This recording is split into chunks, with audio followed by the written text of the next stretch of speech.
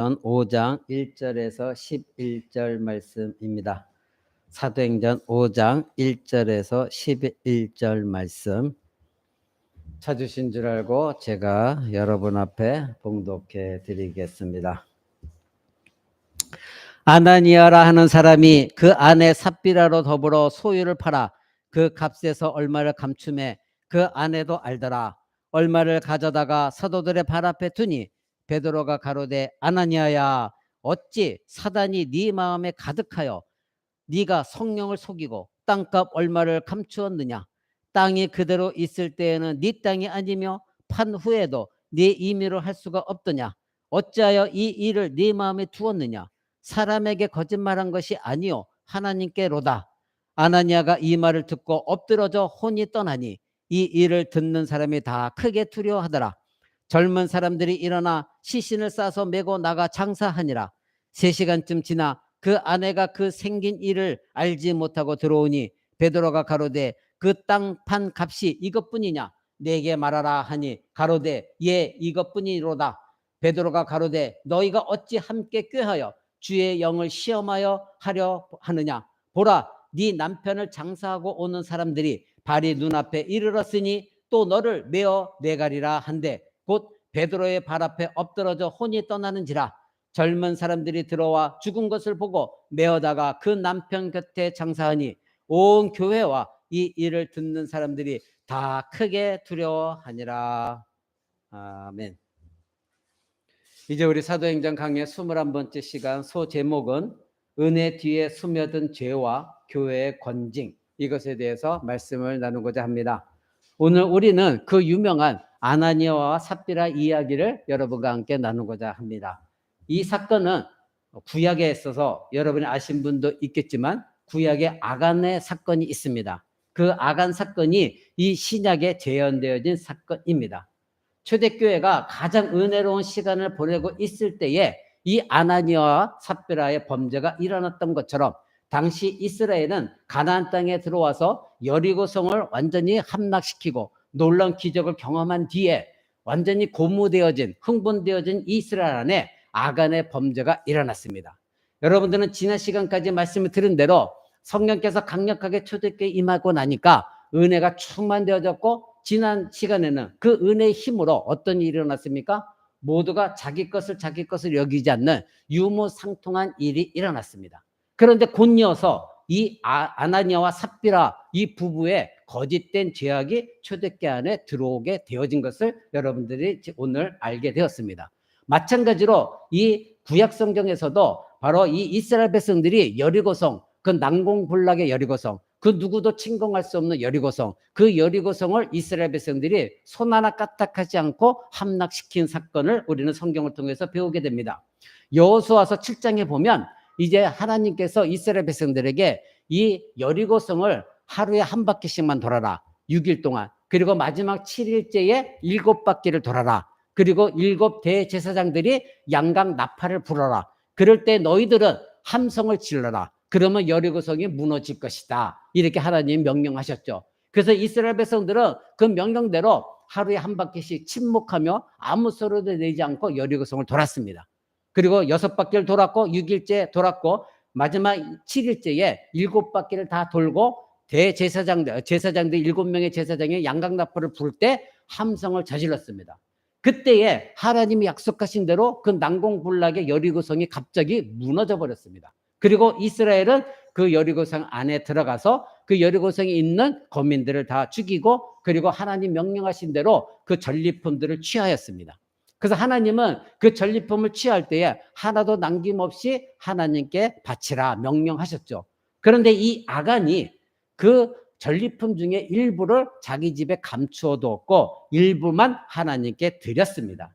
하나님은 이 모든 것들을 한 개인의 죄로 보지 아니하시고 이스라엘 공동체 전체의 죄로 보고 이스라엘을 심판하셨습니다.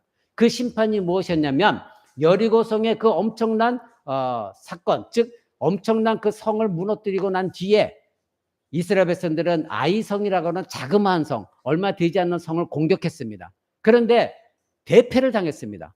그들은 여리고성을 함락했기 때문에 자신감 있게 아이성을 공격했지만 거기에서 하나님은 이스라엘을 대표하게 만들었습니다. 그때 지도자였던 이 여호수아가 하나님께 옷을 찢고 회개하면서 묻습니다. 하나님, 어찌하여 이런 일이 일어날 수가 있습니까?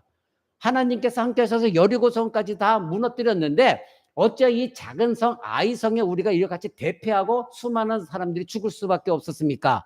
그때 하나님이 여호수아에게 말씀하십니다. 바로 너희 안에 어떤 한 사람이 내가 명령한 대로 행하지 아니하고 그 전리품 중에 일부를 감추었다. 이것은 너희들의 큰 죄악이다. 이렇게 말씀하시죠. 그때 여호수아가 이제 일어나서 이스라엘 백성들에 나가서 그 하나님 말씀을 아뢰고 이제 제비뽑기 하듯이 하나하나 가려내어서 결국 아간이 그 앞에 심판대에 섰습니다. 하나님은 그 아간과 그 가족 그리고 전리품까지 모두 돌로 쳐 죽이고 그리고 불살라 죽여버렸습니다. 멸절시켜 버렸습니다. 그 골짜기가 여러분이 알고 있는 유명한 아골 골짜기입니다. 그래서 성경의 아골 골짜기 찬송가에도 이 아골 골짜기 이야기가 나옵니다. 자, 여러분 보십시오. 이 아간이 하나님의 것을 훔친 것은 바로 좋은 외투 한 벌하고 금과 은 조금이었습니다. 그런데 이 범죄 때문에 이스라엘 백성 전체가 계속해서 전쟁하면서 승리하고 진전나가지 못하고 지체하게 되었습니다. 아이성에 패했습니다. 계속해서 하나님의 일을 행해 나가면서 그 하나님의 약속하신 땅, 가나안 땅을 정복해 나가야 되는데 중단되어질 수밖에 없는 위기에 처했습니다. 근데 이 아간이 숨긴 것은 옷 한 벌하고 은과 금 조금이었습니다. 바로 아간은 모든 것을 다 감춘 것이 결코 아니었거든요. 다 감춘 것이 아니었어요. 하나님의 것 중에 일부, 아주 극히 일부 자기의 것을 바로 그때 당시에 탐심이 지배했기 때문에 이것이 내 것이다 그런 생각 속에서 하나님의 것을 훔쳤던 것입니다. 그래서 이스라엘의 가나안 땅 정복은 지체하게 되어졌고 하나님의 진노를 이스라엘 전체가 받을 수밖에 없었던 것입니다.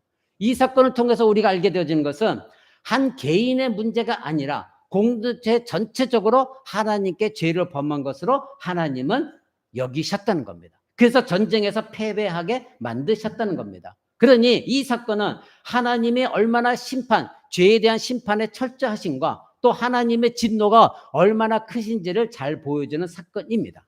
하나님은 교회 공동체가 하나님의 백성이 거짓으로서 그래서 순결과 거룩함을 손상당하는 것, 잃어버리는 것, 이것에 대해서 용납하지 않으시는 하나님을 우리는 반드시 알아야 됩니다. 구약의 이 아간 사건과 아주 유사한 사건이 오늘 우리가 읽었었던 아나니아와 삽비라 사건인 것입니다. 아나니아와 이 삽비라는 어떤 잘못을 저질렀고 그들이 받은 형벌의 특성이 무엇이고 그리고 왜 하필 사도행전은 이 사건을 기록할 수밖에 없었는가? 그리고 굳이 지금 이 은혜가 충만한 그런 은혜의 힘이 교회 안에 작동했었던 유무상통한 교회에 왜 이 기록이 기록되어야만 됐는가? 여러분들은 오늘 이것을 알아야 됩니다. 성경은 단순히 어떤 말들을 이어놓은 예화의 집이 아닙니다. 하나님 말씀입니다. 하나님께서 어떻게 놀라운 구속의 역사를 이루어가고 있는가? 이것을 기록하고 있다는 것을 여러분 늘 기억하고 듣기 바랍니다. 누차 여러분들 말씀드린 대로 성경은 우리에게 윤리 도덕적인 교훈을 주고자 하는 말씀이 결코 아닙니다. 하나님께서 우리에게 어떤 복을 주시고 번영시키려고 하는가 그 말씀을 기록한 것이 아니라 하나님이 아담과 하와가 죄를 범한 이후에 어떻게 하나님의 구속을 완성시켜 나가는가 그리고 신약교회를 통해서 하나님은 교회를 세워나가면서 어떻게 그 사역을 완성시켜 나가는가 이것을 기록한 것이 성경 말씀이라는 걸 잊지 마시기 바랍니다. 먼저 우리는 이 아나니아 삽비라 이야기가 4장 마지막 부분에 바나바 이야기와 연결되었다는 걸 여러분 아셔야 됩니다. 지난주에 우리는 이 말씀을 읽었습니다. 여러분 누차 말씀드리지만 성경 말씀은 띄엄띄엄 읽어서는 안 됩니다. 성경 말씀 문맥을 통해서 읽을 때에 완전히 이해가 되어진다. 여러분에게 굉장히 강조를 많이 드렸습니다. 오늘도 그 말씀을 강조를 드립니다. 자, 여러분 4장 마지막에 보면은 아나니아와 삽비라가 왜 소유를 팔았는가 사도에게 갖다 주었는가 그것을 우리는 알게 됩니다. 이들이 사도에게 앞에 재산을 팔아서 갖다 준 것은 강압적인 것이 아니었습니다. 자기들이 자원했습니다. 이미 아나니아와 이 삽비라가 재산을 팔기 이전에 바나바라는 사람이 자기 자신 안에 하나님의 감동으로 은혜의 힘으로 자기의 재산을 갖다 판 것을 우리는 보게 되어집니다. 사랑하는 성도 여러분, 하나님은 마음 안에 있는 보이지 않는 죄를 더 중요하게 여기십니다. 이것을 여러분 잊지 마시기 바랍니다. 우리는 부패한 인간이기 때문에 눈에 보이는 범죄만을 범죄라고 생각해요. 그래서 눈에 보이지 않는 범죄는 중요하지 않다 이렇게 생각합니다. 그러나 눈에 보이지 않는 범죄가 더욱더 하나님 앞에 위험하다는 것을 아셔야 됩니다. 우리가 생각할 때 겉으로는 그럴 때 보이는 죄악, 그래서 겉으로는 괜찮은 신자처럼 보이고 나는 괜찮은 그런 충성된 신자로 보일지 모르나 그 죄악 속에 보이지 않는 죄악, 이것이 더 무섭다는 것을 여러분 아셔야 됩니다. 예수님은 간음한 저지른 여인, 창기들, 그들 용서하셨어요. 여러분 이미 알고 계십니다. 세금을 포탈한 사람들, 도적질한 사람들 다 용서해 주셨습니다. 강도짓한 사람들도 다 용서해 주셨습니다. 모두 용서하셨습니다. 그런데 예수님은 유독 어떤 사람들과 반목하고 그들을 신랄하게 비난하고 책망하셨습니까? 누구였습니까? 그때 당시에 괜찮은 신자다 겉으로 외식하였던 유대인들, 서기관들, 바리새인들, 제사장들, 그들을 향해서는 하나님은, 예수님은 그들을 진노하셨고 그들을 책망하셨던 것을 여러분 이미 알고 있습니다.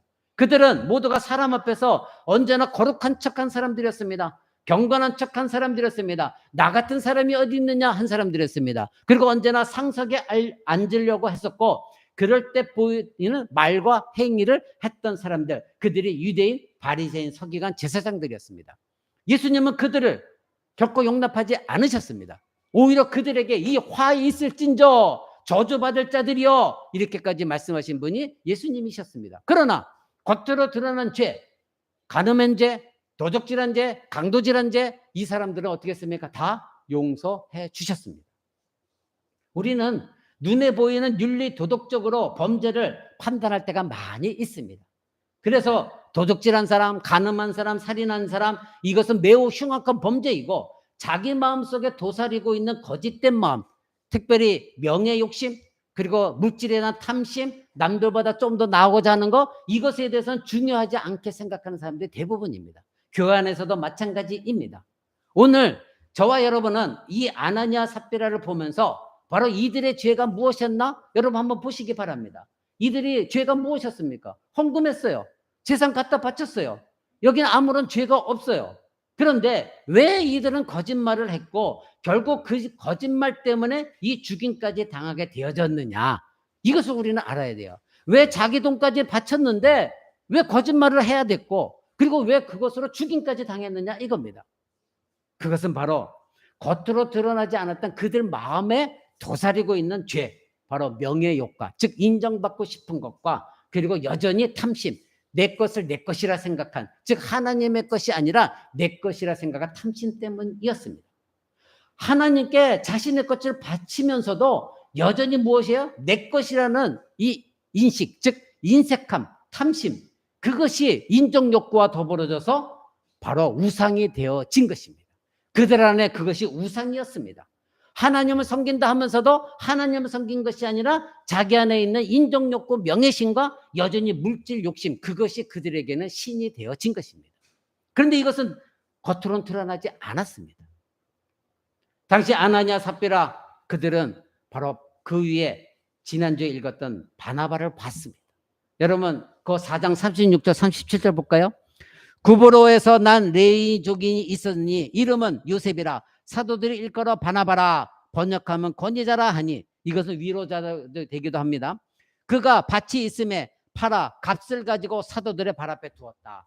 자, 바나바라는 사람이 먼저 은혜가 충만되어서 자기의 소유를 다 팔아서 바로 누구에게? 사도들 앞에 갖다 놔줬습니다. 근데 이 바나바라는 누구입니까? 교회에서 굉장히 칭송받는 사람이에요. 평소에도 덕행을 많이 행했고 교회에서 사도들로부터 권위자다, 위로자다 이렇게 별명까지 얻을 정도로 참된 신앙의 본을 보여준 사람이었습니다. 그런데 이 사람이 심지어는 어떻게까지 했어요?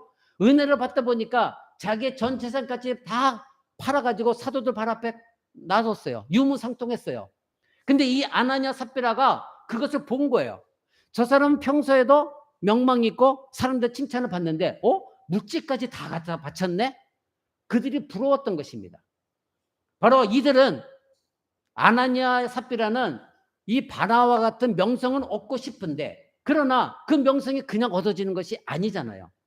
사회에서 자기가 지위도 좀 있고 집안도 있고 교회에서 오래 다녔고 헌금도 많이 하고, 그래서 이 정도면 성도들이 나를 칭찬해 줄 거야, 나를 좀 인정해 줄 거야, 치켜 세워 줄 거야, 대단하다고 말할 거야. 어유, 자매님 보니까, 권사님 보니까 당신 같은 믿음이 없어요, 그것으로 내가 은혜를 받았어요, 이렇게 칭찬 이야기도 좀 듣고 싶고, 교회 안에서도 명성도 좀 얻고 싶고, 목사님에게 칭찬도 받고 싶고, 뭐 이러고 싶은데 이게 지금 안 되는 거예요. 사도들의 칭찬도 받고 싶은데 이게 안 되는 거예요. 여러분, 그런 일이 하루아침에 되는 일이 아니잖아요. 평소에 오랜 시간 동안 그 사람의 신앙이 쌓여야 그 일이 일어나는 것인데, 지금 이 사람은, 이 부부는 그것을 순간적으로 얻고 싶은 거예요. 그래서 이 거짓말한 이 부부의 마음 상태와 태도를 보면 도저히 이 사람들이 그동안 어떻게 살아왔는가를 우리는 알 수가 있잖아요. 그죠? 그 명망을 얻고 싶다고 그들은 자기의 물질을 팔아서, 그것도 거짓말로 반을 속이고 반을 갖다 놨어요. 이런 태도만 봐더라도 이 사람들은 그동안 교회 공동체 안에서 칭찬받을 사람들은 아니었던 거예요. 그런데 이들 마음에는 뭐가 있었어요? 인정받고 싶은 욕구심도 있었고, 여전히 그래도 물질은 내 거야 움켜쥐고 싶은 마음이 다 갖고 있었던 겁니다. 그러나 겉으로는 칭찬받고 싶었던 거예요. 사랑하는 성도 여러분, 그래서 이들이 어떤 시도를 했습니까? 거짓말을 한 것입니다. 내 것이다. 마음에는 여전히 그것이 있었습니다. 마음의 중심에는 여전히 물질욕이 있었습니다. 명예욕이 있었습니다. 그것이 하나님의 자리를 차지한 거예요. 그래서 하나님보다도 뭐예요? 사람을 더 중시 여긴 거예요. 그래서 하나님 앞에 정직한 것보다 사람들을 의식해서 이 정도만 하면 인정해 주겠지, 이런 마음이 있었던 것입니다. 사랑하는 성도 여러분, 사람은 누구나 다 인정받고 싶어하고 누구나 다 명예욕이 있습니다. 그리고 물질의 욕망도 있습니다.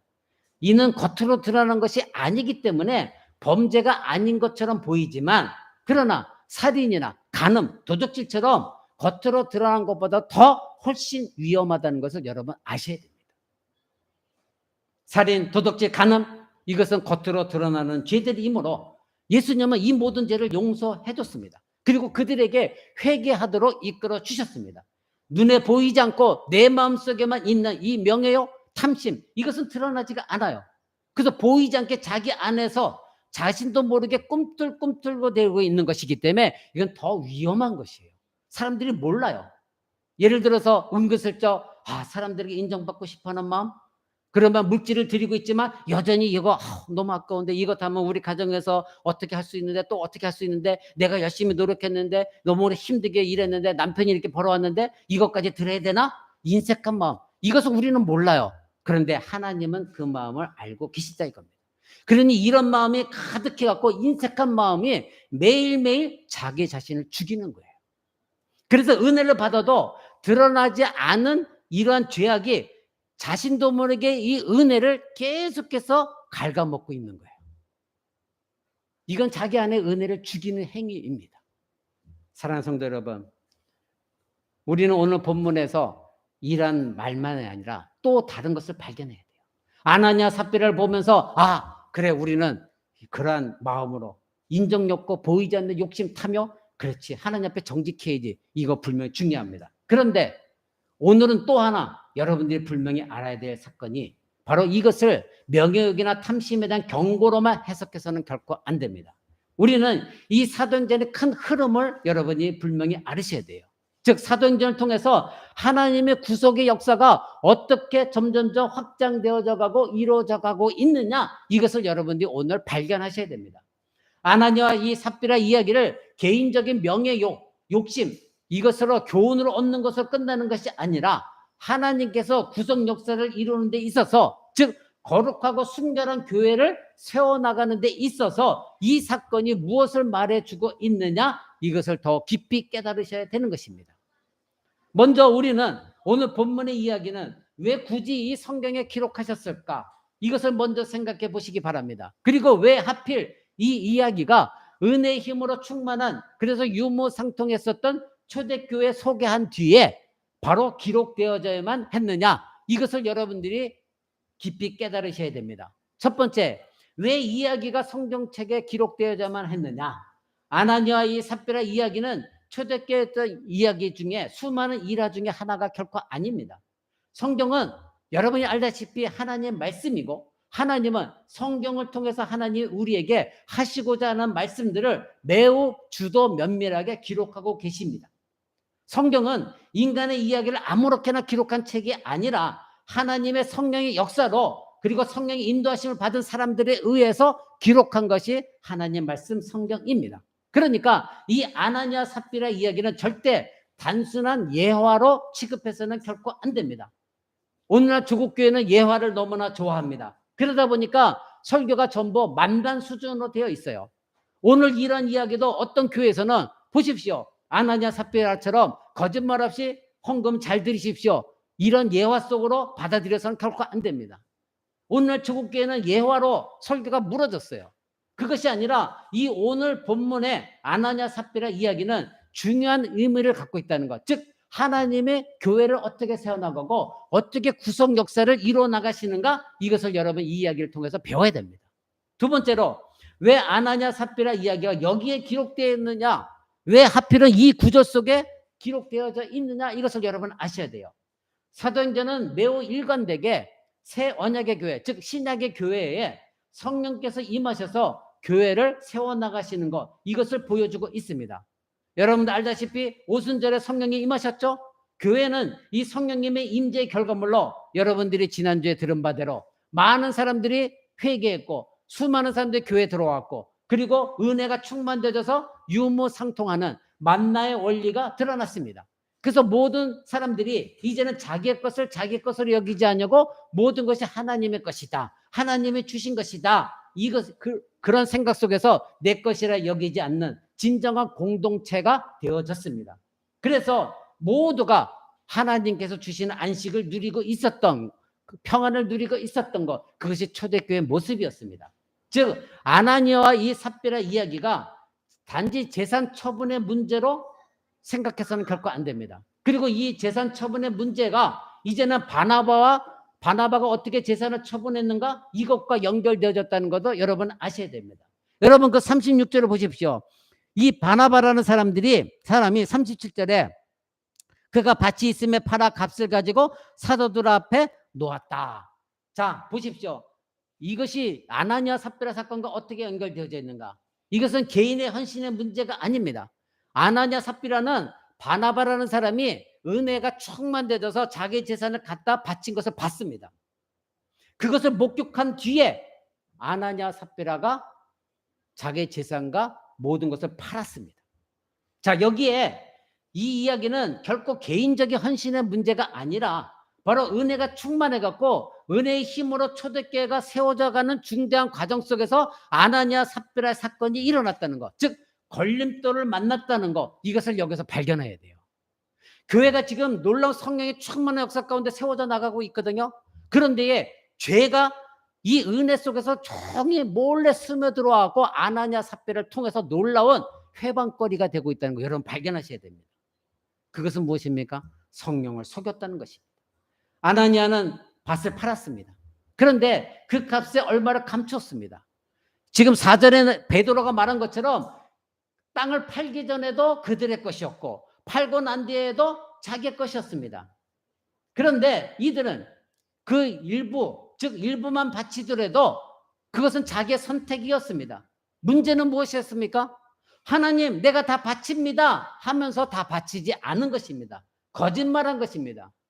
명예는 획득하고 싶지만 초대교회 성도들이 완전히 버렸던 소유욕, 물욕, 탐심, 그것은 이 아나니아 삽비라가 포기할 수가 없었던 것이에요. 명예는 얻고 싶고, 그리고 그때 당시에 성도들이 다 포기한 물질의 욕망, 이것은 버리고 싶지 않았던 겁니다. 그러니 둘 다 잡고 싶었던 것입니다. 명예도 얻고 소유욕도 여전히 갖고 싶은 것, 이 모든 것을 얻는 방식이 무엇이었습니까? 거짓말이었습니다. 아나니아 삽비라는 그리스도의 이름으로 모인 교회를 거짓된 헌금으로 속이고 기만하려고 했던 것입니다. 바로 무엇이었습니까? 나는 하나님께 모두 바칩니다 이렇게 스스로 표명해 놓고도 일부를 감춤으로 말미암아 하나님의 신성을 모독하는 부정을 행한 것입니다. 여러분 여러분 가운데도 그래서 제가 여러분에게 인색한 마음이 들면 차라리 하지 마십시오 말씀드린 것이, 여러분이 물질을 드렸을 때에 하나님 이것이 진정한 우리 가정의 11조입니다. 이것이 진정한 감사의 표현입니다. 그런데 거기에 조금이라도 만약에 인색함이 있다면 여러분 그 하나님 물질을 하나님이 기뻐 받으시는 것이 아니라 거짓된 물질로 받으시는 것입니다. 그러게 여러분에게 하나님 이거 다 바칩니다 할 때 이 아나니아와 삽비라에게는 바로 거짓된 마음이 들어가 있었습니다. 일부러 저치함으로 말미암아 하나님의 신성을 모독한 거예요. 하나님의 신성에 부정한 거예요.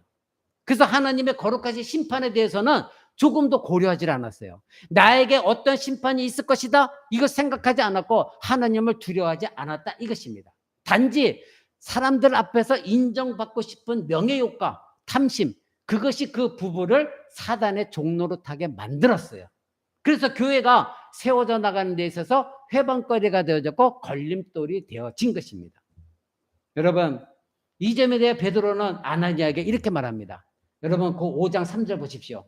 베드로가 가로되 아나니아야 어찌하여 사단이 네 마음에 가득하여 네가 성령을 속이고 땅값 얼마를 감췄느냐 이렇게 말합니다. 오늘날 많은 성도들이 이 말씀을 주의 깊게 읽지 않습니다. 그래서 아나니아의 거짓말을 지나치게 단순한 것으로 치부하는 경향이 있습니다. 왜요? 저와 여러분도 종종 거짓말을 하거든요. 그래서 아나니아의 거짓말도 우리가 행하는 거짓말과 비슷한 것으로 그냥 치부해버리고 맙니다. 그래서 우리가 생활에서 어떤 거짓말을 했을 때 그 거짓말을 보고 누가 또는 제가 또는 여러분 중에 누가 어떤 거짓말을 했을 때 네 속에 사탄이 가득했구나, 네가 지금 성령을 속였구나 이러지 않거든요. 그러니까 지금 이 말을 읽을 때 무슨 이거 거짓말한 거 가지고 왜 이렇게까지 이렇게 읽을 수가 있습니다. 그런데 베드로가 이렇게 말했다는 것은 이 사건이 얼마나 중대하기 때문에 이 말을 했느냐 이것을 여러분 아셔야 돼요. 그 사람이 거짓말한 것을 또 어떻게 알았을까? 사람은 모르는데 어떻게 알았을까 이것입니다. 지금 아나니아의 한 거짓말이 단순하고 사소한 거짓말이 아니었다는 것입니다. 베드로가 한 말은 무엇입니까? 사단, 네 속에 사단이 있다. 그리고 성령을 얘기했습니다. 성령을 속인 것이다. 즉 이들이 거짓말해서 한 일에는 사단과 성령 두 가지를 대입해서 말하는 것을 우리는 알게 됐습니다. 바로 사단과 성령의 싸움이었다는 거예요. 초대교회가 은혜가 충만했습니다. 유무상통하고 있습니다. 은혜가 지배하고 있었습니다. 그때에 사단이 몰래 들어와서 이 성령이 행하시는 모든 일을 회방하고 가로막고 있었다 이것입니다. 성령을 속였다 이 표현은 뒤에 9절에도 나오죠.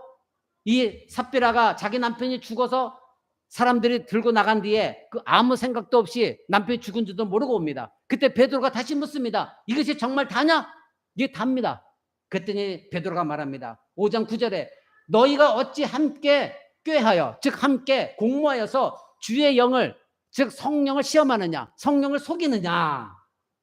사랑하는 성도 여러분, 우리가 이 아나니아 삽비라 이야기에서 분명히 알아야 될 사실은 이 이야기가 무엇과 연결되어 있습니까? 성령 하나님, 성령님과 관련되어졌다는 걸 여러분 분명히 아셔야 돼요. 아나니아 삽비라는 이 사단의 하수인이 되어졌고 그래서 사단이 가득했고 그래서 속임수를 가지고 누구를 속였습니까? 성령을 속이고 성령과 대항하고 있는 거예요. 여러분 히브리서 이미 배웠습니다.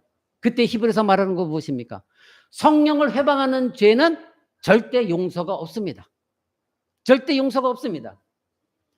바로 이 아나니아 삽비라 이들은 성령을 속였습니다. 그리고 이 아나니아 삽비라 이야기에서 우리가 분명히 알아야 될 것은 이 이야기가 성령과 관계되어졌고 이들은 성령을 대항했고 여러분들이 만약에 이 아나니아 삽비라 같은 하나님을 속이는 마음이 있다고 한다면 그것은 성령을 대항하는 것이다 이것입니다. 왜 성령을 속였다고 말합니까?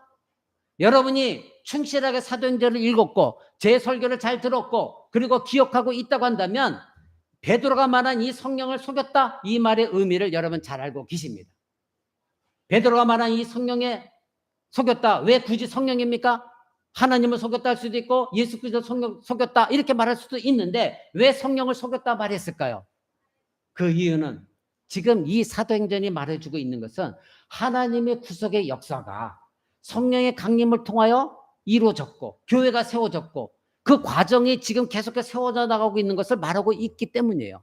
즉 성령 하나님, 성령님은 누구십니까? 예수 그리스도의 영이십니다. 그 예수 그리스도의 영이신 성령께서 이제 강력하게 이 땅에 임하셨고 모든 사람에게 임하셔서 교회가 계속해서 세워져 가는 그런 과정 속에 있다는 걸 여러분 아셔야 돼요. 오순절 다락방에 성령이 임하셨습니다. 신약교회가 초대교회가 세워져 가고 있습니다. 그리고 그 초대교회 안에 성령이 충만해서 은혜의 힘이 작동했고 그래서 유무상통해 가고 있습니다. 이 모든 일이 바로 성령님이 임하신 결과입니다. 그런데 지금 아나니아 이 삽비라 사건이 터진 것입니다. 그러기에 아나니아 이 삽비라 속임은 단순히 개인적인 문제가 아니라 바로 이 성령님이 계속 임하셔서 교회를 계속해서 세워나가고 보존하고 확장시키는 데 있어서 완전히 걸림돌이 된 거예요. 회방한 거예요. 그래서 사도 베드로는 이 아나니아 삽비라에게 너희가 성령을 속였다 이렇게 말한 것입니다. 바로 교회를 세워나가시며 하나님 나라를 계속해서 세워나가시는 이 성령의 사역을 방해한 것이에요. 무너뜨린 거예요. 얼마나 중차대한 죄입니까? 즉 성령을 회방한 죄입니다. 그래서 사도 베드로가 성령이 충만하여 그들에게 말한 것이 너희 안에 사단이 가득하였고 사단의 속임수인 이 바로 성령님을 대항한 것이다. 바로 사단과 성령을 비교해서 대비해서 말하고 있는 것입니다. 사랑하는 성도 여러분, 초대교회는 강력한 성령의 역사가 있었어요. 지금은 많이 부패해져 있기 때문에 성령의 역사가 그렇게 많이 드러나지 있지 않습니다. 그러나 초대교회는 놀라운 성령의 강림이 있었어요. 모든 사람들이 자기 것을 팔 정도로 그 정도로 그 안에 성령이 충만했어요. 근데 저와 여러분 그러지 못하고 있거든요. 그만큼 우리는 성령의 역사가 우리 안에 없다는 겁니다. 그러나 그때는 강력하게 성령의 역사가 있었기 때문에 성령을 회방한 것이 바로 아나니아 삽비라의 거짓말이었습니다. 이 사실에서 우리가 알 수 있는 것은 무엇일까요? 사단은 계속해서 교회를 무너뜨리려 하고 있습니다. 사단은 아주 오래된 방식으로 교회를 무너뜨립니다. 그래서 우리가 이 성경을 윤리 도덕적이거나 교훈적이거나 기복신앙이나 번영으로 은사적으로 읽어서는 안 되는 거예요. 그렇게 읽지 말고 하나님이 어떻게 죄악에 빠진 인간들을 구속해 가시고 하나님의 나라를 이 교회를 통해서 완성되어 하시느냐, 그 일을 행하고 있느냐, 그런 관점에서 성경을 읽는다면 여러분들은 이 오늘 말씀을 통해서 옛 교회와 새로운 신약 교회 두 배경이 있다는 것을 알게 되어집니다. 옛 교회는 무엇입니까? 여러분이 알고 있는 창세기 아담과 하와. 하나님은 처음에 교회를 세우실 때 가정을 통해서 교회를 세우셨습니다. 그래서 가정이 그렇게 중요한 겁니다. 아담과 하와는 가정이었습니다. 두 사람밖에 없었습니다. 그것이 무엇이었습니까? 교회였습니다. 근데 그 교회 공동체 안에 하나님이 처음으로 세우신 그 교회 공동체 안에 누가 들어왔습니까? 사단이 뱀을 도구 삼아서 거짓말로 아담과 하와에게 들어와 이제는 그 첫 번째 교회, 가정을 파괴시켰습니다. 바로 옛 교회를 거짓말로 무너뜨린 이 사단, 바로 그 뱀의 모습과 동일하게 사도행전에서는 아나니아와 삽비라를 도구 삼아서 사단이 교회 안에 침투해 들어왔습니다. 첫 번째 사람 아담은 옛 교회를 무너뜨리려고 하나님을 기만하기 위하여 사용된 뱀의 도구로 쓰임받았고 그리고 뱀의 이 거짓말에 굴복하여 아담과 하와는 그들의 편이 되어졌습니다. 그래서 세상에 세워진 첫 번째 교회, 이 가정교회가 완전히 망가뜨려졌고 에덴 동산도 파괴되어졌고 죄악의 울목 가운데 빠져들게 되었습니다. 그리고 에덴 동산에 쫓겨났습니다. 즉 사단은 처음 아담을 향하여 거짓말이라는 도구로 그들을 현혹했고 그리고 교회를 망가뜨렸고 그렇게 동일한 방식으로 바로 이 아간의 사건, 설교소대에 말씀드렸던 아간의 사건, 이 아나니아 삽비라 이 사건을 통하여 그들이 뱀과 같은 도구로 사용해서 하나님의 은혜 받은 교회 공동체가 더 이상 확장되어져 진전하지 못하게 해방하고 있는 것입니다. 여러분들은 이런 말씀을 통해 이것을 발견해야 됩니다.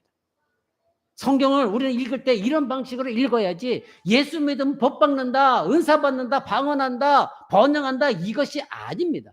하나님이 어떻게 교회를 세워나가고 이 인류를 구원하시느냐 이것입니다. 그럴 때 반드시 사단은 해방거리로서 교회를 방해하고 있다는 거 잊지 마시기 바랍니다. 이것은 모든 시대 교회마다 일어나는 사단의 획책입니다. 사단은 하나님의 교회를 무너뜨리기 위하여 아담 때부터 지금까지 그리고 앞으로도 동일하게 역사하고 있다는 거 여러분 아셔야 됩니다. 그래서 교회 안에는 언제나 갈등이 있습니다. 거짓 세력으로 인해서 갈등과 반목이 있고 그것이 언제나 존재하고 있는 것이 교회입니다. 사랑하는 성도 여러분, 그러나 여기에는 차이점이 있다는 걸 아셔야 됩니다. 처음 교회와 새로 세워진 이 신약교회와는 차이점이 있습니다. 첫째, 사람 아담은 사단과 거짓말에 패배했습니다. 죄에 정복당했고 옛 교회는 완전히 사단의 수하에 들어갔습니다. 그러나 새로운 교회, 신약교회, 즉 예수 그리스도께 십자가에 죽으시고 부활 승천하셔 보내신 성령 강림을 통해 세워진 교회에는 하나님이 세우신 직분자가 세워졌다는 걸 아셔야 됩니다. 하나님이 친히 세우신 직분자가 세워진 교회였습니다. 첫 번째 아담은 실패했고 사단의 거짓말에 넘어가 사단의 종노릇하게 되었으나 둘째 아담이신 예수 그리스도께서 이 땅에 오셔서 모든 일을 우리를 구원하신 일을 다 행하신 후에 승천하셔서 보내주신 성령을 통하여 하나님은 교회 직분자를 세우셨습니다. 그때 당시 누구였습니까? 사도들이었습니다. 베드로는 오늘 이 말을 하는 베드로는 사도였습니다. 바로 예수님의 뒤를 이은 직분자 사도들, 즉 베드로가 이제 더 이상 실패하지 않는, 아담이 벌렸던 그 실패를 하지 않는, 그래서 교회 안에 권징이 일어나서 하나님의 교회가 회방당하지 않도록 그 직분을 감당했습니다. 사랑하는 성도 여러분, 그래서 하나님은 교회에 직분자를 세워주신 것입니다. 여러분은 직분자를 볼 때 때로는 믿고 싫기도 하고 때로는 좋기도 할 것입니다. 여러분은 에베소서 강해를 이미 다 들었습니다. 그렇죠?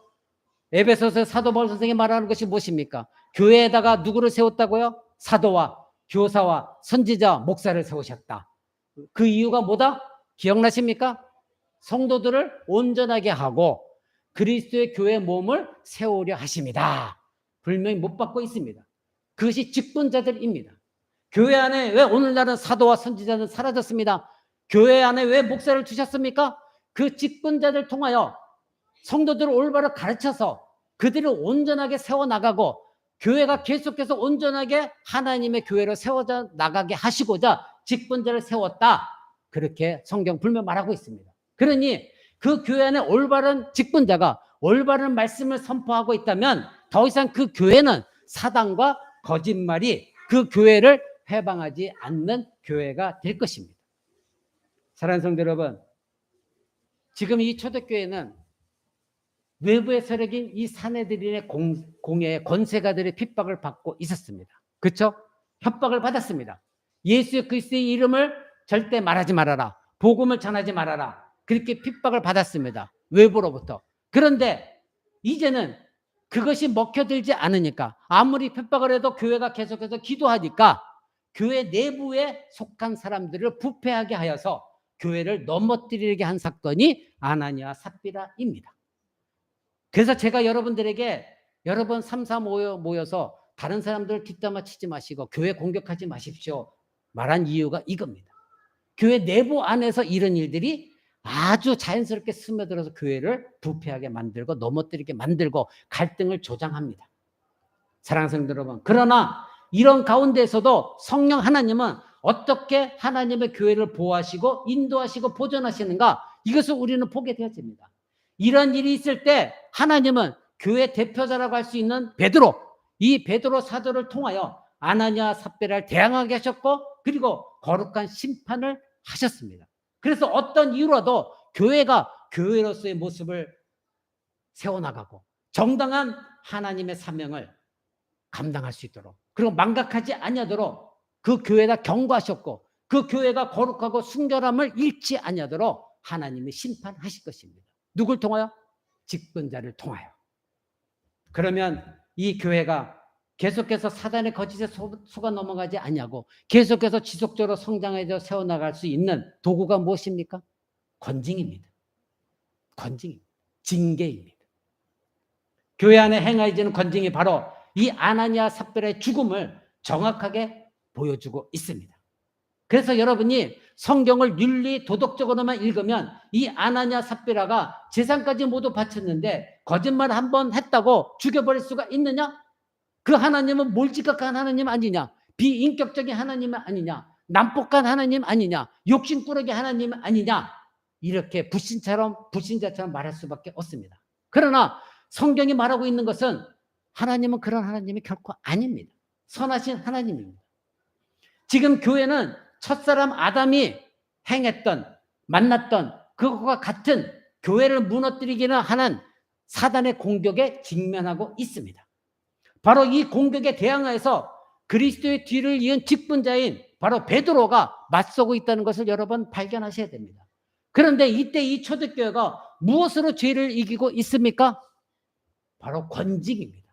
권징으로 죄를 이겨나가고 있다는 거 여러분 발견하셔야 됩니다. 죄악은 교회를 파손시키는 것입니다. 교회 안에 아무도 모르게, 자신도 모르게 교회 안에 아주 스며든 이 죄악은 교회를 갈등을 일으키게 만들고 파멸로 이끄는 것입니다. 그러나 그리스도의 뒤를 이은 직분자가 이 권징을 올바로 행했을 때 그 교회는 죄를 극복해 나갈 수가 있는 것입니다. 여러분, 이미 제가 가르친 바대로 예수님도 권징에 대해서 분명히 말씀하셨습니다. 어떤 한 사람이 죄를 범한다? 그렇다면 가서 권면하라.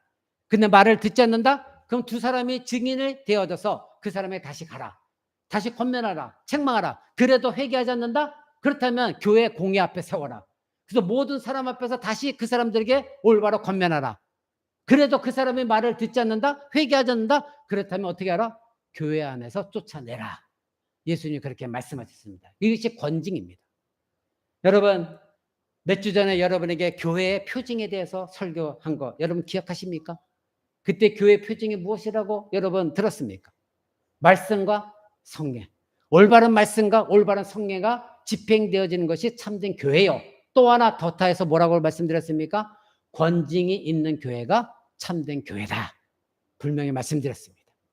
말씀과 성례와 권징이 없으면 교회가 참된 교회라고 할 수가 없다는 것입니다. 사랑하는 성도 여러분, 이 아나니아 삽비라 사건은 바로 이 사실을 강력하게 보여주고 있습니다.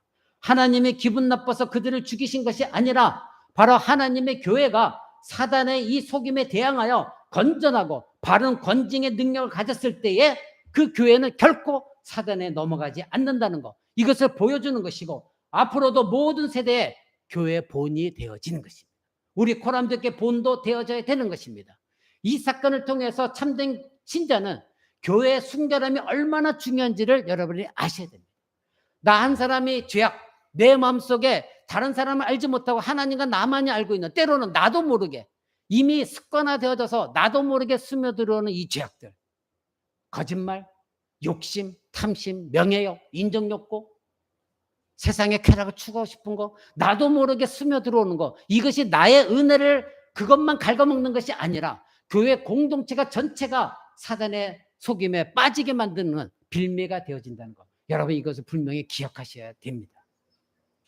교회가 그 능력을 유지하기 위해서는 그리스도께서 해오신 진리, 이것을 순수하게 보존해야 됩니다. 그렇죠? 그러니 직분자는 온전한 순수한 진리만을 외쳐야 되는 것이고, 그 진리 가운데 사람이 듣기 싫어하든 기분 나빠하든 하나님의 말씀 분명히 전했을 때에 그것이 그들에게 권징이 되어지는 겁니다. 진리를 수호해야 됩니다. 비록 사소한 거짓말이라 해도 만약에 그것을 용납하게 되어지면 진리는 손상을 당할 수밖에 없습니다. 그렇게 되어지면 교회는 사단의 수하에 들어갈 수밖에 없습니다. 사랑하는 성도 여러분, 그러나 이런 일이 있을 때마다 우리는 그래도 하나님은 계속해서 교회를 세워나가시고 교회를 승리하게 하시는 그 하나님을 만나셔야 됩니다. 여러분들은 이 이야기를 통해서 무엇을 발견하고 있습니까? 우리는 성경 이야기를 통해서 우리의 삶을 뒤돌아보고 회개하고 그리고 성화의 싸움을 싸워나가야 됩니다. 그리고 성경 말씀을 통해 힘이 되어지기도 합니다. 그러나 여기에 더하여서 오늘 본문처럼 하나님께서 저와 여러분 그리고 여러분의 후손들 모든 인류를 구속하기 위하여 어떻게 승리하셨느냐, 이것도 여러분 발견하셔야 됩니다. 우리 주 예수 그리스도는 부활 승천하셨고 성령 강림으로 교회가 어떻게 세워지고 보존되었습니까? 사단은 어떻게 괴멸당했습니까? 이것을 여러분 언제나 생각하셔야 돼요. 그럴 때는 나 자신은 연약하지만 날마다 나락에 빠지지 않냐고 마치 그렇지, 하나님이 그렇게 행하셨지, 내 안에 그 하나님이 계시지, 나는 다시 회개하고 다시 일어설 수 있는 힘이 되어집니다. 바로 이것을 생각하면서 이 아나니아 이 삽비라 사건을 여러분들은 구속사적인 관점에서 읽어야 됩니다. 왜냐하면 우리가 주목해야 될 사실이 있는데, 이 사도행전이 단지 아나니아와 삽비라 이야기만을 하는 것으로 끝나지 않기 때문입니다. 아나니아 이 삽비라 이야기는 무엇으로 끝납니까? 5장 12절 한번 보십시오. 온 교회와 이 일을 듣는 사람들이 다 크게 두려워했다. 예. 이 사건을 보았던 성도들, 그리고 이 말씀을 들었던 모든 성도들이 이제는 어떻게 해요? 크게 두려워하기 시작했습니다. 그리고 12절 13절 보십시오. 사도들의 손으로 민간의 표적과 기사가 많이 되매 믿는 사람이 다 마음을 같이하여 솔로몬 행각에 모이고 그 나머지는 감히 그들과 상종하는 사람이 없으나 백성이 칭송하더라. 이제는 바깥에 있는 사람들조차 이 교회가 그러한 일들이 일어나지니까 교회 성도들은 하나님을 두려워하기 시작했고, 그러한 삶을 살기 시작했더니 백성들이 그 교회를 칭송하기 시작했다 이겁니다. 그러니 이 아나니아 삽비라 이야기는 그것으로 끝난 것이 아니라 바로 이 사람들이, 세상 사람들 포함해서 교회 안의 성도들까지도 하나님을 두려워하고 그 교회 성도들이 하나님을 칭송했고 세상 사람들은 교회를 칭송했다 이것입니다. 여러분 그 밑에 14절 보십시오. 믿고 죽게 나오는 자가 더 많으니 남녀의 큰 무리가 있었더라. 이런 사건 이후에 하나님은 거기에 굴복하지 않으시고 하나님은 구속의 사역을 계속해서 이뤄나가는 것을 보게 됩니다. 계속해서 믿지 않는 사람들을 계속해서 믿고 회개하고 하나님 백성으로 삼아주는 사람들이 계속해서 늘어났다 이것입니다. 사랑하는 성도 여러분, 아나니아 삽비라 이야기의 끝이 무엇입니까? 바로 이 부부를 통해서 교회는 계속해서 성장했다 이것입니다. 우리가 사도행전을 배우면서 깨달아야 될 것은 하나님께서 이 사도행전을 전체에 걸쳐서 계속해서 이 사실을 강조하고 있다는 것을 여러분 앞으로도 계속해서 발견하게 되어질 것입니다. 하나님께서 교회를 새롭게 하시고 교회를 계속해서 성장시키려 하실 때 그 교회 안에 존재할 수 있는 하나님의 뜻을 거스른 사람들 분명히 있습니다. 반역을 꾀하는 사람들 분명히 있습니다. 반역의 모임을 갖고 있는 사람들 있습니다. 이와 같이 사단의 종로로 타는 사람들이 있지만, 사단은 계속해 일하고 있지만, 그러나 하나님은 그들을 쳐서 꺾으시고 굴하시고 그들을 굴복시키시고 멸절시키시는 이 일을 통해서 하나님의 교회는 계속해서 성장해 나간다는 것, 이것을 여러분들이 앞으로 사도행전을 통해서 배워나가셔야 됩니다. 많은 핍박이 있습니다. 그리고 많은 속임도 있습니다. 교회 안에 내재되는 많은 문제거리도 발생합니다. 곧 이어서 6장에 가면 교회 안에 분란이 일어납니다. 섬기는 일 가지고 분란이 일어나기 시작합니다. 그때에도 하나님은 사도들에게 분명한 성령의 역사 속에서 사도들이 자기들이 했던 모든 일 내려놓고 이제는 나는 가르침과 기도하는 일에 전념하겠다. 그리고 집사를 세워나갑니다. 바로 또 다른 직분자를 세워나갑니다. 그래서 교회가 오히려 더 흥황이 되어지는, 성장이 되어진 것을 보게 되어집니다. 이 일뿐만이 아닙니다. 계속해서 이 일은 교회 안에서 일어나지게 될 것입니다. 사랑하는 성도 여러분, 교회는 여러 모양, 여러 방법으로 사단의 지속적인 공격을 지금까지 받아왔고 지금도 받고 있고 앞으로도 받게 되어질 것입니다. 지역교회 공동체 안에도 여전히 사단의 이 거짓말에 자신을 넘겨주고 마음을 빼앗기는 교회가 있고 성도들이 있습니다. 그래서 그들이 교회 안에 잔존해서 교회 성장을 가로막는 일에 사단의 도구로 쓰임받는 사람들이 분명히 있습니다. 그러나 교회는 영적인 눈으로 이 모든 것들을 분명히 구별해야 되는 것이고, 더 이상 아담의 실수를 되풀이하지 아니하도록 이런 일이 생길 때마다 하나님 말씀으로 권징하고, 그래서 하나님의 구속의 역사를 방해하는 것들을 미리 결박시켜야 되는 것입니다. 그것이 직분자가 해야 될 일인 것입니다. 사랑하는 성도 여러분, 우리가 사도행전을 읽다 보면 계속해서 이런 일이 일어났지만, 그러나 하나님의 말씀은 계속해서 흥황되어지고 교회는 성장이 되어졌다. 그래서 모든 사람들이 하나님 앞에 굴복했다. 이것을 여러분이 발견하게 되어집니다. 우리는 모든 시대 교회에 주시는 사도행전의 위로와 격려를 보게 되어집니다. 아나니아 삽비라뿐만 아니라 모든 시대, 모든 장소, 모든 사람들의 교회 속에서 사단은 항상 역사할 것입니다. 그러나 아담과 하와의 실패 이후에 또 실패하지 않기 위해요. 우리 주 예수 그리스도께서는 교회를 지금 붙들고 계십니다. 그래서 우리는 이 교회를 붙들고 계신 그리스도의 손길을 우리는 만나야 됩니다. 바로 은혜의 손길로 예수 그리스도께 지금도 우리 코람드교도 통치하고 계시고 진정한 거룩한 교회를 다스리고 계십니다. 예수님은 지금 쉬고 계시지 않습니다. 부활승천에서 하나님 보좌 우편에 앉아 계시지만 그러나 예수님이 지금도 일하고 계시다는 그 증거가 바로 성령 하나님의 역사를 통해서 우리에게 알려주고 계십니다. 성령님은 누구십니까? 하나님의 영, 그리스도의 영, 바로 그분이 성령 하나님이십니다. 그래서 하나님이 세우신 이 직분자는 권징을 통하여 교회를 세워나가고 그 교회의 거룩함과 순결함 그리고 진리 이것을 수호해야 하는 것입니다. 그것이 하나님이 세우신 설교자, 목회자입니다. 그런데 이 목회자가, 설교자가 하나님 말씀을 버리고 은사나 번영이나 기복이나 그리고 농담 따먹기나 교회나 예화를 드리고 박수 쳐가면서 주여 주여나 이거나 외치고 있다고 한다면 그 교회가 어떻게 이러한 악한 영들과의 싸움에서 이길 수가 있겠습니까? 사랑하는 성도 여러분, 조국 교회가 쇠퇴하고 있는 이 시점에 우리가 무엇을 해야 될까요? 오늘날 조국 교회가 쇠퇴하는 것이 어쩔 수 없는 시대적인 상황입니까? 코로나 때문입니까? 아닙니다. 성경은 교회가 성령님의 다스림 아래 있을 때 사단으로부터 그 사단의 계획으로부터 반드시 승리할 것이다 말씀하고 있습니다. 결국 무엇입니까? 교회가 목회자가 성도들이 바로 이 성령님 하나님의 다스림 안에 통치 아래 즉 은혜 아래 있지 않기 때문에 사단으로부터 공격을 당하고 있는 것이고 그래서 교회 안에 분란이 일어나는 것이고 교회가 쇠퇴하고 있는 것입니다. 그러나 오늘 여러분들이 알았듯이 배웠듯이 성령님의 통치하심에 여러분들이 순복하고 있다면 그래서 성령님이 여러분의 은혜를 통치하고 계시다고 한다면 사단은 결코 교회 안에 발을 들여놓을 수가 없는 것입니다. 교회는 승리하게 되어 있습니다. 교회가 성령의 인도하심 아니라 인간의 지도력이나 교회 사이즈나 거짓된 복음이나 자기 욕망만 부추기는 사단의 그런 말에 그것을 즐거워하고 있다면 그 교회는 사단의 종로로 살 수밖에 없는 것입니다. 성령 하나님은 이 성경의 저자이시기 때문에 진리의 말씀으로 그리고 바로 성령의 충만함으로 은혜의 통치로 교회를 이끌어 가시고 교회를 보존하시고 다스리십니다. 교회가 쇠퇴하는 이유가 하나님이 약해서가 아닙니다. 하나님은 죽은 하나님이 아닙니다. 전지전능한 하나님이시고 창조주 하나님이십니다. 약하신 분이 아닙니다.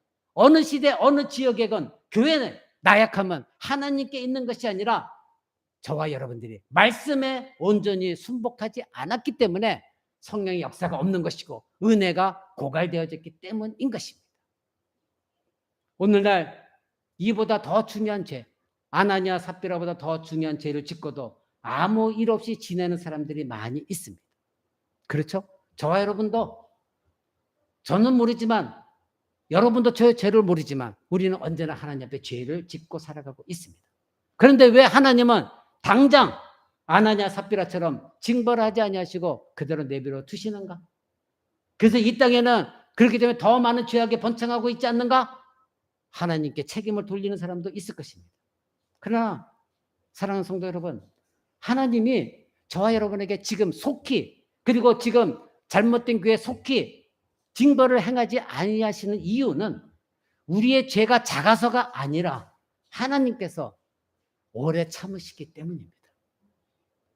오래 참으시고 조국교회에 기회를 주고 계시고 이 교회에도 코람도 교회에도 기회를 주고 계시고 저와 여러분에게도 참고 계시면서 기회를 주고 계시기 때문입니다. 그래서 지금 당장 징벌이 우리에게 임하지 않는 것입니다. 하나님은 인자가 풍성하신 하나님입니다. 그래서 계속해서 우리에게 회개하도록 이끌어 주십니다. 그래서 계속해서 오래 참고 기다리십니다. 그것 때문입니다. 물론 하나님은 오늘날에도 초대교회에서 같이 무수한 징벌을 내릴 수도 있죠. 그래서 하나님이 주권에 속한 문제입니다. 하나님께서 보시고 이런 죄는 도저히 참으실 수 없다고 판단하시면 지금 당장이라도 무서운 심판을 행하실 수 있는 분이 하나님이십니다. 그 모든 주권은 하나님께 있습니다. 실제로 그러한 일들이 지금도 가끔 선교지에는 일어나고 있습니다. 선교사님들 오지에 들어가서 세상과 단절된 그곳에 갔을 때에 선교지에 강력한 성령의 역사가 임하고 있고 그곳에서 강력한 하나님의 심판의 역사가 일어나고 있다는 것을 계속해서 선교사님들은 보고하고 있습니다. 사랑하는 성도 여러분, 은혜 뒤에는 반드시 사단이 여러분과 이 교회를 공격한다는 거 잊지 마시기 바랍니다.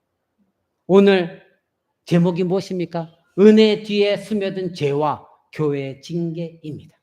반드시 여러분이 은혜 받았을 때에 넘어질까 조심하시기 바랍니다.